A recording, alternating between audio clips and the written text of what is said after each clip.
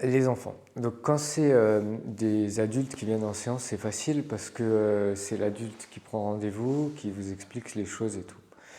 Les enfants, le problème premier, c'est que c'est probablement un parent qui va prendre rendez-vous pour l'enfant. Ok. D'expérience, c'est souvent le parent qui a un problème avec l'enfant et pas trop l'enfant avec lui-même. D'accord? Le premier truc, alors ce que je vais vous dire là, c'est ma manière de concevoir les choses. En aucun cas c'est une vérité et vous, vous ferez comme vous le sentez. Mais moi, quand j'ai un adulte au téléphone, déjà ce qu'il va m'expliquer, je vais le prendre avec parcimonie parce que souvent l'adulte parle de lui et pas trop de l'enfant. Et ça s'est vérifié plein de fois. Donc, premièrement, écoutez l'adulte ce qu'il a à vous dire par rapport à l'enfant. Il faut le prendre en considération, mais il faut le prendre avec des pincettes parce que c'est son regard sur la situation. Il y a des parents à bout de certains comportements d'enfants qui vont venir parce qu'ils veulent changer l'enfant. D'accord? J'ai frustré bon nombre de parents parce que, en parlant avec eux, je leur mettais en lumière ce fait-là, que c'est eux qui ont un problème, parce que c'est eux qui vous disent qu'ils sont à bout, mais l'enfant il va comment? Lui, comment il vit ça? Parce que le plus judicieux pour moi, c'est pas de changer l'enfant à ce moment-là, c'est de travailler l'acceptation du parent. Parce que le problème, il n'est pas tombé de nulle part et c'est le parent qui le perçoit. Maintenant, si c'est l'enfant qui perçoit son problème, le truc important, même primordial, c'est comme un adulte, c'est est-ce que l'enfant a envie de changer? Et s'il a envie, est-ce qu'il est prêt? Et à ce moment-là, moi, je veux toujours avoir le consentement de l'enfant. J'ai eu le cas d'une dame il y a quelques mois qui, l'enfant, il y en a un problème d'enurésie et l'autre enfant, le plus grand, je crois qu'il faisait caca dans sa culotte la journée. Donc pose problème. Et la mère, juste, elle me dit, enfin, elle était à bout en fait. Elle les engueulait et tout, mais elle était à bout. Et, et du coup, je lui demande si les enfants sont chauds pour faire de l'hypnose. En plus, l'hypnose, c'est très particulier quand même, le terme hypnose, quoi. Donc, est-ce qu'ils sont chauds déjà pour me rencontrer et faire... Et elle me dit, oui, oui, le grand, je suis sûr, il voudra. Le petit, par contre, je sais pas trop. Et le hasard a fait les choses, c'est que quand on était au téléphone, les enfants sont rentrés. Donc je dis, bah demandez, on va s'économiser du temps et de l'argent, et demandez. Et le petit a dit oui, étonnamment. Le grand, mais c'était un non catégorique, et au final, le petit a fini par dire non. Et j'ai proposé du coup à la mère en attendant de bosser avec, et j'ai plus jamais eu de nouvelles d'elle, quoi. Donc les enfants, soyez sûrs que l'enfant est d'accord pour changer, et éventuellement, vous pouvez vous en assurer en amont. Moi, je choisis de le faire en amont parce que si l'enfant vient et qu'il se sent forcé, parce qu'il y a quand même la pression, donc assurez-vous que l'enfant est d'accord, et ça vaut aussi pour les ados. Il y a des ados, ils vont faire parce qu'ils voient leurs parents en détresse. Alors ils vont faire pour faire plaisir à leurs parents qui ils sentent que les parents ils veulent les aider, mais eux ils n'ont pas nécessairement envie d'être aidés ou pas de cette aide-là. Parce que c'est pas eux qu'on choisit, c'est pas eux qui ont décroché le téléphone. Vous voyez, il y a toute une mécanique qu'on n'aura pas chez l'adulte qui a pris rendez-vous tout seul. Vous croiserez des adultes qui vous diront ouais, c'est ma femme qui a pris rendez-vous. J'ai déjà eu une dame qui prend rendez-vous pour son mari. Ben non, viens toi si tu prends rendez-vous, mais ou ton mari m'appelle, mais c'est un peu délicat. Si lui il n'a pas de problème, tu vois. C'est donc faites attention à ça dès le départ parce que ça va faciliter grandement la séance et puis ça la rendra plus saine dans son cadre. Ok? Rien ne vous empêche, et je vous encourage à dire, que bah, quand tu seras prêt, maintenant tu sais que cette solution existe. Un enfant, par exemple, des fois, il a besoin qu'on lui explique un peu ce qu'on va faire, que ok, il faut qu'il se rende compte de comment il se sent aussi l'enfant, parce que si on a fait que l'engueuler, parce qu'on voyait mal, on était pris dans des émotions d'adulte, l'enfant, lui, il a peut-être pas conscience que ça embête sa vie et que ça pourrait être mieux autrement, et il s'est peut-être pas encore ouvert à ces possibilités-là. Vous comprenez? Donc ça, c'est le premier truc avec les enfants, c'est assurez-vous qu'il est d'accord et assurez-vous d'expliquer très simplement ce qu'on va faire, ce que vous faites, comment tu te sens, ok, ben, ta maman, ton papa m'a dit qu'il y avait ça, oui, ok, et toi, comment tu te sens par rapport à ça? Ok, et tu voudrais garder ça? Est-ce que tu es bien avec ça? Est-ce que tu t'imagines grandir comme ça? Des fois, l'enfant, il peut vous dire non, mais dans quelques années, je sais que ce sera fini. Parce que lui, il a acquis des schémas. Vous voyez, on peut l'emmener, mais l'enfant, il va falloir peut-être un peu plus le questionner pour qu'il comprenne les tenants et les aboutissements des choses. Deuxième chose, une question qui peut revenir, c'est est-ce qu'on laisse les parents avec nous dans la séance? Pour avoir essayé les deux, les enfants, selon la relation qu'ils ont avec les adultes, en tout cas leurs parents, et quand on va leur poser une question, ils vont aller chercher l'approbation de l'adulte. Et des fois, les enfants vont pas parler, ils vont pas parler juste parce qu'ils ont quand même une certaine pudeur par rapport à des choses. Ils peuvent avoir peur de dire des choses. Si le problème, c'est par exemple papa et maman qui s'engueulent tous les jours, ils vont peut-être pas avoir envie d'exposer. Ils le penseront pas comme ça, mais ils vont peut-être pas le dire. Donc ça va être à vous de percevoir le verbal, non verbal, et de demander à l'enfant ce qu'il préfère ou de suggérer des choses de manière délicate parce que les parents ne veulent pas trop se sentir à l'écart aussi. Il y a vraiment plein de trucs à prendre en considération parce que la séance là que vous allez faire avec un enfant, quand c'est un ado c'est un peu différent, mais quand vous allez le faire avec un enfant, elle va se passer avec plusieurs personnes à la fois en vérité. Donc moi les premières choses que je fais c'est je demande à l'enfant s'il préfère qu'on le vouvoie ou qu'on le tutoie. Parce que quand j'étais en VSL, que j'emmenais des jeunes en CMP pour des CAPSI, des choses comme ça, c'est une habitude que j'ai prise parce que j'ai remarqué qu'il y a des enfants, ils ont des réponses très étranges. Il y a des enfants qui préfèrent le tutoiement, il y a des enfants qui préfèrent le vouvoiement, et j'ai eu une fille un jour qui m'a dit, moi je préfère que tu me tutoies, mais je préfère vous voyez. Donc il y a toutes les possibilités parce que ça rentre dans leur cadre de respect, on n'est pas des potes ou je préfère qu'on soit plus intime. Donc demandez, peu importe l'âge de l'enfant, prenez l'habitude de demander à l'enfant s'il préfère le vous ou le tu. Moi je le vous vois de base et je demande. Ça c'est un truc que je m'impose, je vous le propose. Et des fois juste ça, ça offre à l'enfant le choix. Je te dis directement, tu as le choix, c'est ta séance, c'est notre relation qu'on met en place et les règles du jeu, c'est pas moi qui les fixe, c'est nous qui les découvrons ensemble. Donc vouvoiement, tutoiement. Deuxième chose, est-ce que tu te rappelles pourquoi tu es là? Est-ce que tu sais pourquoi tu es là? Ouais. Ok, je me présente aussi au début, je m'appelle Thomas, euh, je fais de l'hypnose. Est-ce que tu te rappelles si on en a déjà parlé ou est-ce que tu sais ce qu'on va faire? Vous voyez là, c'est un truc, c'est un moment, il va falloir le cocooner presque plus qu'un adulte pour le sécuriser à fond l'enfant, parce que lui, il va grandir avec les croyances qu'il va acquérir pendant la séance et les résultats que vous allez avoir. Ok?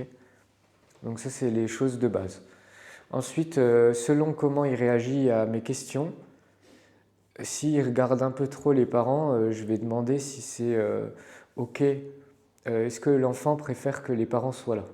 Ou là, en général, ils ne viennent pas les deux, mais euh, souvent c'est un des parents qui est là. Donc je vais demander est-ce que tu préfères être là et sinon, ta maman, ton papa peut aller juste à côté, mais il reste là et s'il y a besoin, on ira le chercher. Ok, ça c'est un truc qui est important mais qui est délicat à amener parce que les parents peuvent avoir des réactions, se sentir exclus, avoir l'impression que c'est eux les problèmes. Enfin, vous voyez, c'est des trucs. Ça va être quelque chose à amener petit à petit, délicatement, ou alors vous allez avoir des cas. Moi, j'appelle, c'est des cas pour moi très chiants. C'est quand le parent répond à la place de l'enfant. Ça, vous allez l'avoir très souvent, et du coup, ça va être recadrer le parent en lui disant gentiment que là, je voudrais comprendre comment l'enfant se sent. Je vous ai eu au téléphone, j'ai bien compris comment vous vous sentez. Maintenant, ce qui m'intéresse, c'est de comprendre comment lui se sent parce que c'est lui qui va vivre la séance. Vous voyez? Et ça, c'est des moments délicats, je trouve, dans l'hypnose avec les enfants parce qu'il faut aussi gérer l'adulte qui est avec. D'accord? Il ne faut pas le frustrer, il ne faut pas le froisser parce que l'adulte peut aussi décider viens, on se casse. Donc c'est tout des choses où vous allez devoir vraiment cocooner le moment pour l'enfant et pour l'adulte. D'accord? Et vous allez aussi avoir un rôle pédagogique avec l'adulte. Si un enfant a un schéma redondant, l'adulte y est probablement pour quelque chose. Pas peut-être cet adulte, mais il y a un adulte à un moment qui pose problème, qui crée le schéma ou qui le stimule. D'accord? Parce qu'un enfant, il passe à autre chose. Il y a une image dans un livre de géographie, d'histoire géo, quand j'étais au collège, qui m'a marqué. Et c'était une image de... Il y avait un tas de cadavres, littéralement, de guerre, et des enfants qui jouaient au ballon à côté. L'enfant, il vit un truc, il passe à autre chose, parce que c'est un éternel présent qui vit. C'est quand il commence à avoir la notion du temps permanent, la permanence des choses et tout, que là, ça commence à se construire. Mais l'enfant en lui-même, il peut passer très vite à autre chose, ou en tout cas créer des mécanismes instinctivement pour passer à autre chose. Mais quand ça se répète, c'est que peut-être il y a un truc à creuser, des fois chez l'adulte aussi. Et ça, c'est l'enfant qui pourra vous donner des clés en parlant de son contexte. Vous pouvez amener très doucement un enfant à s'ouvrir. Commencez par des trucs très généraux. T'aimes bien faire quoi? Si vous remarquez des choses, je sais pas, ses vêtements, des trucs, il est chouette ton vêtement. Ou vous pouvez trouver des choses pour petit à petit arriver. On ne peut pas faire comme un adulte. On ne peut pas tout le temps faire comme un adulte. C'est quoi le problème? Let's go, on y va. Parce que là, c'est une relation qui va se construire un peu différemment, quoi. Parce que l'enfant, il n'a pas nécessairement non plus, selon son âge et selon sa construction, il n'aura pas nécessairement cette notion d'un adulte hypno est différent d'un adulte. Il a sa sphère parentale qui est très particulière, mais le reste, c'est un peu flou. Qu'est-ce qu'on fait, qu'est-ce qu'on dit, la pudeur, qu'est-ce qui se fait, qu'est-ce qui se dit, l'honnêteté, tout ça. Donc c'est un truc qu'il va falloir que vous construisiez avec lui. Et je dis bien avec lui. Vous comprenez? Moi, ma manière d'approcher les CAPSI, quand j'avais des jeunes, à des fois on allait chercher des jeunes dans des lycées, collèges pour les emmener chez le psychiatre, on les récupérait après. Et moi, ma manière de faire, c'était je testais toujours s'ils voulaient parler ou pas. Parce que des fois, ça leur faisait du bien de parler même un quart d'heure avant d'aller chez le psy. Parce qu'il y a un adulte qui est désintéressé et qui va l'écouter, ils vont pouvoir se lâcher et dire des choses qu'ils n'ont jamais pu dire, même pas à leur psy. Et du coup, ça leur faisait du bien. Alors je testais, par exemple, un truc bête, mais quand la personne, je sais qu'elle venait du lycée, j'avais une stratégie, c'était ça va, t'es pas trop deg de rater une heure de cours. Et ça suffisait à enclencher la situation parce que je m'intéresse sur une question absurde. Il y a très peu d'enfants qui m'ont dit oui. Ah, si ça fait un peu chier. Non, ils sont contents parce que j'aimais pas ça. Donc ça vous donne des pistes pour petit à petit les amener. Vous pourrez naviguer sur ce qu'ils vous donnent, la manière qu'ils ont de parler et tout. Apprenez à ouvrir la relation avec l'enfant sur des trucs pas nécessairement axés tout de suite sur ce qu'on va faire, mais plutôt sur vraiment la création d'un lien solide. Il ne faut pas que vous soyez un pilier, mais il faut que vous soyez quelqu'un avec qui ils ont envie de marcher pendant la séance. Vous comprenez? Et voilà, ça je pense que c'est les lignes à retenir. Donc, est-ce que vous préférez qu'on se vous voit ou qu'on se tutoie? Est-ce que vous préférez ou tu préfères que l'adulte soit à côté, préfère qu'on soit tout seul ou quoi? Ok, tout ça c'est des trucs on va avoir. L'humain au XXIe siècle est très étrange, alors c'est triste, mais ce que vous pouvez faire aussi, si l'adulte choisit d'aller à côté, faites-lui signer une décharge de je sous-signer, accepte que nanana soit seul avec mon enfant et moi à côté. C'est con, hein, mais c'est triste. Mais voilà, l'humain est comme ça, il y a eu tellement de dérives et de... Filmer la séance quand on essaye avec le gamin. Alors on pourrait, moi je sais que c'est un truc que je vais pas faire juste parce que si je veux créer un lien avec le gamin, c'est un truc qui me viendrait pas à l'esprit, mais éventuellement vous pouvez faire ça. Si le parent, vous lui dites si vous voulez, on peut filmer la séance et vous aurez la bande, mais ça c'est un truc, j'ai un peu de mal avec ça. Non, mais pas pour avoir la bande, c'est s'il y a un problème parce que... Ouais. Qu'est-ce qui s'est passé dans la salle? J'ai entendu du bruit, si ça se trouve vous avez touché mon fils. Oui, ça c'est un truc que vous pouvez faire. C'est un truc qui est possible. C'est-à-dire, voilà, si vous voulez, moi je filme la séance, donc si jamais, par sécurité, si jamais, la bande vous ne l'aurez pas, mais si jamais un jour il y a quoi que ce soit. Ça c'est possible, il y a même des gynéco-hommes qui le font maintenant, c'est triste, hein. Mais voilà, c'est des trucs qu'il faut se couvrir, la décharge au minimum. Si le parent est là, le parent est là, mais sinon faites un papier quand même comme quoi il accepte ça. Et je vous dis ça jusqu'à 18 ans. La pédiatrie, c'est jusqu'à 18 ans. Sauf émancipation éventuellement, mais que ce soit un tuteur, que ce soit un parent, un grand-parent. Un grand-parent, c'est un peu tendancieux. Il faut quand même que ce soit un tuteur qui soit avec l'enfant. Hein. Ok? Parce que le grand-parent, on connaît tous il n'y a pas de jugement de bien ou de mauvais là-dedans, mais on connaît tous des parents qui ont une certaine façon de faire, des grands-parents qui ont une autre façon de faire. En général, ils vont dire ah ma mère, elle est un peu dans tous ces trucs, machin. Donc la mère, elle peut se chauffer et aller emmener le gamin chez un hypno quand elle a la garde, par exemple. Ça, il faut éviter. On veut un tuteur. Ok? Donc on s'assure que, vas-y. Ça t'est déjà arrivé d'avoir le parent qui reste pendant la séance et que finalement ça se goupille mal parce que les enfants, peut-être, il est d'ici, elle peut rester et puis que finalement ils se sentent pas à l'aise pour parler ou... J'ai pas dans mon souvenir parce que sinon je demande aux parents si c'est ok qu'ils sortent. Disons que toi tu proposes aux parents de sortir. Ouais. D'abord je teste si quand le parent est là ça va parce que naturellement, normalement l'enfant il sera rassuré s'il a une personne connue avec, c'est pas genre je te laisse avec un inconnu, ça pourrait créer un trauma quand même. Mais là il y a un cadre à poser parce que c'est des enfants. D'accord? Et donc je dis bien jusqu'à 18 ans. C'est-à-dire que quelqu'un vient à 17 ans, c'est un mineur. C'est considéré comme un enfant. On ne lui parle pas pareil, certes, mais légalement parlant, on doit le considérer comme un enfant non responsable aux yeux de la loi par rapport à des décisions comme ça, quoi. Ok? Par contre, il peut arriver que des ados prennent contact avec vous directement. Il y a des ados 15-16 ans qui peuvent vous appeler et dire j'ai un problème, je voudrais que vous m'aidiez. Ok, t'as quel âge qu'est-ce qui se passe? Et là, c'est à vous de cadrer qu'il va falloir quand même un papier qu'autorise ça et tout. À un moment, il faut que vous ayez contact avec un responsable de l'enfant ou de l'ado, parce que même s'il y a des ados qui sont livrés à eux-mêmes et qui prennent leurs propres décisions, s'ils ne sont pas émancipés, c'est quand même tendancieux, quoi. Moi, perso, j'irai pas. Il y a des gens qui iraient, moi, j'irai pas. Parce que demain, vous l'aidez, le parent vrille pour on ne sait quelle raison, et ça va vous retomber dessus et ça peut vous coûter très cher, quoi. Je vous l'explique comme ça. Après, encore une fois, vous êtes grand, vous faites ce que vous voulez, mais je préfère vous mettre en garde sur certains trucs et certains cadres parce qu'il faut y penser.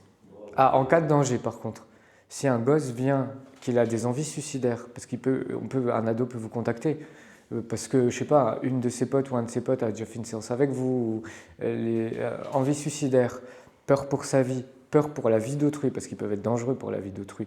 Là, par contre, c'est à vous de calmer le gamin et de lui expliquer que, parce que ça tombe sous la non-assistance à personne en danger à ce moment-là, que vous avez un devoir de récupérer des infos du gosse et de faire un signalement. Donc ça va être à vous de gérer pour trouver l'adresse, pour trouver le truc. Et si vous n'y arrivez pas, il va quand même falloir appeler la police pour expliquer ce qui s'est passé. Parce que là, ça tombe sous un autre coup de justice qui est la non-assistance à personne en danger. Ok? C'est des cas très exceptionnels, hein, normalement. Hein. Je vous le souhaite. Mais les gens désespérés vont chercher une bouée n'importe où. Bien sûr. Et ces cas-là, tu ne peux pas leur dire, ben non, il faut une autorisation de tes parents. Parce Non. que si c'est les parents qui sont le problème, les parents ne donneront pas l'autorisation. Ils ont trop peur que quelqu'un puisse découvrir que le gamin se fait agresser. Puis là, on va rentrer dans des schémas de sphère familiale bien particulières. Hein. Et ça, c'est du déjà vu. Et du coup, là, votre devoir à vous, ça va être d'être honnête. Expliquez à l'enfant que vous êtes hypno et vous n'êtes pas psychiatre ou psychologue. Du coup, il y a un problème aux yeux de la loi à cause de son âge. Par contre, ce que nous, on peut faire, c'est faire un signalement. Donc, soit il y a des numéros pour l'enfance, soit à la police. Mais dans tous les cas, il y a une autorité qui doit être prévenue. Donc, donne-moi ton adresse et tu vas pouvoir être pris en charge parce que moi, en fait, je n'ai pas le droit d'intervenir. Je ne suis pas habilité à intervenir. Par contre, je peux prendre contact avec des autorités pour te protéger. Là, ça va être à vous de broder. Alors, vous ne prenez pas pour des super-héros, d'accord? Promettez pas monts et merveilles. Expliquez simplement et normalement, l'enfant peut comprendre, quoi. Et s'il ne comprend pas, de toute façon, maintenant, les gens, c'est des téléphones portables que vous recevez vos appels. Donc, vous avez un numéro, vous appelez la police et vous dites « Ce numéro-là m'a appelé, voilà ce qui s'est passé, qu'est-ce qu'on fait ?» Et puis même si vous n'avez pas l'adresse, au même titre qu'on peut porter plainte contre X, parce qu'on ne sait pas qui, il faut aller quand même déclarer et demander est-ce qu'il y a une trace quelque part de votre... Oui, c'est une main courante, ça s'appelle. Et c'est valable aussi pour les adultes. Vous pouvez avoir des adultes très étranges, n'hésitez pas à faire des mains courantes juste pour vous couvrir, quoi. Ok? Et si un enfant parle cas psy, parce que lui il vous dira je suis schizophrène, j'ai un trouble quelconque, il arrivera, on lui a donné le mot. Et ok, est-ce que tu es suivi? C'est le premier réflexe, est-ce que tu es suivi quelque part? Ok, est-ce que tu as le numéro de la personne qui te suit? Et est-ce que tu peux la contacter? Parce que c'est des trucs, ça marche comme avec les adultes, les cas psy, on ne présume pas de nos capacités, Capsi. cas psychiatriques, pardon. Ah, Capsi. J'avais pris un note. Ok. Souvent, les gens en CMP, en tout cas de mon expérience, et j'en ai vu des dizaines, les ados en CMP ne se sentent pas bien là-bas parce qu'ils ne sont pas vraiment écoutés, pas vraiment suivis, donc ils cherchent des fois des solutions à droite à gauche. Ok. C'est bon pour tout le monde ça? Ça fait un peu peur, mais c'est des trucs qu'il faut vous dire, ce sera exceptionnel, peut-être ça vous arrivera jamais. Et parce que ça va arriver plutôt à des hypnos qui vont être spécialistes dans l'enfance, par exemple. Parce que quand tu tapes sur Internet, tu tombes sur des gens. Donc, mais il faut quand même être au courant de ça. Vous, ce que vous avez surtout à retenir, c'est se sentir bien, créer le lien. Et si jamais vous faites sortir les parents, il vous faut un mot, quoi. Et assurez-vous que c'est bien le parent. Je sais pas, prenez un numéro de carte d'identité, prenez un truc, mais il vous faut une trace, quoi. Et ça, vous le garderez avec le dossier du client. Et si jamais il est suivi, l'enfant, par un psychiatre, c'est la même chose que pour un adulte. Vous prenez une lettre du médecin, du psy, du psychiatre, comme quoi c'est OK de faire une séance. Et il y a des psychiatres qui vont même peut-être vous contacter pour dire voilà, il y a ça, il y a ça, il y a ça. De plus en plus, l'hypnose, c'est quand même dans le milieu de la psychiatrie, de la psychologie, même s'ils veulent la mainmise dessus, c'est quand même un peu accepté. Et il y a des psys qui acceptent très bien qu'un hypno qui dédie sa vie à cet art-là est quand même plus compétent que lui, c'est pas sa spécialité quoi à la base. Vous comprenez? Donc c'est bien pour nous de montrer une bonne image de l'hypnose et de resserrer les liens entre toutes les disciplines. D'accord? Et c'est aussi pour ça que ce serait bien d'avoir des psychiatres, rencontrer des psychiatres et des psychologues si vous avez l'occasion dans votre secteur, parce que c'est bon d'avoir des professionnels chez qui on peut rediriger. Parce que eux, peut-être, ils redirigeront chez vous déjà. Et en plus, moi perso, j'ai du mal à conseiller des hypnos parce que j'en connais pas trop chez qui j'irai. Donc demandez-vous, j'en connais, mais pas trop. Donc demandez-vous chez qui moi j'irai en médecin traitant en truc, et comme ça vous avez quand même un carnet pour rediriger des gens. Vous voyez? Si vous avez des femmes enceintes qui viennent pour du pré-accouchement, ça peut arriver. Des séances de pré-accouchement parce qu'il y a des émotions, des trucs, l'angoisse, peu importe. C'est pas mal quand même d'avoir une sage-femme ou deux avec qui vous avez déjà eu contact, avec qui vous avez déjà échangé. Et c'est bien, c'est bien. Surtout si vous souhaitez vous installer. Il ne faut pas avoir peur de ça, il faut juste réfléchir de manière logique et penser à vous. C'est ma sécurité, c'est mon intégrité. Et si une des deux cases-là n'est pas cochée, je ne le fais pas. Et comme un adulte suicidaire peut venir prendre rendez-vous chez vous, il faut quand même signaler, c'est des trucs qu'il faut signaler. Tout ce qui met en jeu la vie de quelqu'un et la vie d'autrui, c'est des trucs que vous devez signaler. Avoir une trace et signaler. Parfait. Les suicidaires, tu signales à qui? Moi, je signalerai à la police, perso. Je signalerai à la police. En tout cas, j'appellerai la police en expliquant la situation et savoir ce que je dois faire. Parce que eux, ils peuvent peut-être te rediriger vers le 18 ou le 15, ou je sais pas. Mais ayez le numéro des SOS Suicide, ayez le numéro des trucs, puis donnez-le déjà à la personne. C'est des petits gestes, mais qui peuvent déjà faire une différence.